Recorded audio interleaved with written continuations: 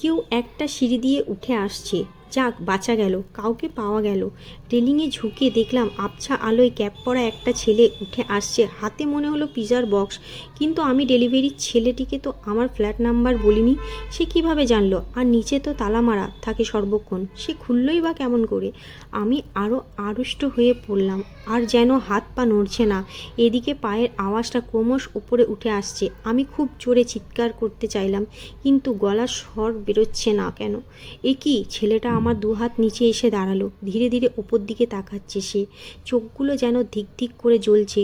হঠাৎ আমার কানের পাশে কেউ যেন বলে উঠল, madam, your pizza is here.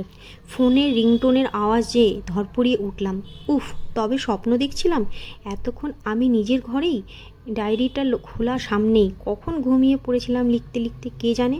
এ হচ্ছে সমস্যা, ভূতের কথা লেখাও চাই, আবার সেই নিয়ে ভাবতে গিয়ে প্রাণ ওষ্ঠগত ফোনটা ধরলাম।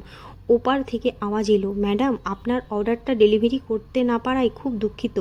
আসলে বৃষ্টিতে কোনো ওয়ার্কার বেরোতে পারছে না। প্লিজ কিছু মনে করবেন না, আপনার অর্ডারটা ক্যান্সেল করা হলো।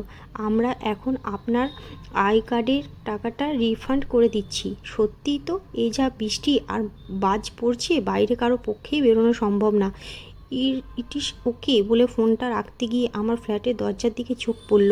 হঠাৎ বুকটা ছ্যাঁত করে উঠল। দরজা খোলা, দরজার ঠিক বাইরে একটা বক্স পড়ে, উপরে লেখা ডোমিনোজ পিজা।